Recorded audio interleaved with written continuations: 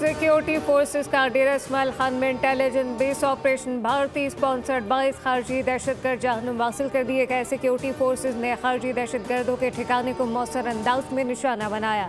ISPR के मुताबिक मुमकिन दहशतगर्दों के खतरे के पेश नज़र सैनिटाइजेशन ऑपरेशन जारी, जबकि सदर वज़ीर आज़म और वज़ीर दाखिला का फोर्सेस को खराज तहसीन।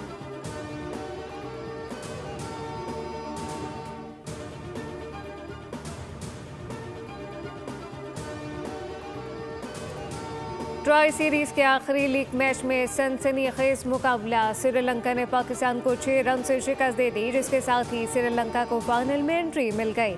जिम्बाब्वे ट्राई सीरीज से बाहर हो गया। फाइनल में पाकिस्तान और श्रीलंका हफ्ते को आमने सामने होंगे। श्रीलंका ने कौमी टीम को 150 रन का हदफ दिया, जिसके जवाब में कौमी टीम इब्तिदा में मुश्किलात का शिकार रही। 50 रन से पहले ही 4 खिलाड़ी पवेलियन लौट गए।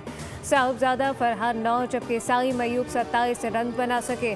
फखर जमान 1 रन पर पवेलियन लौट गए। बाबर आजम 0 पर आउट हुए। सलमान अली आखा ने अच्छी इनिंग खेली, लेकिन पाकिस्तान को जितवाने में नाकाम रहे।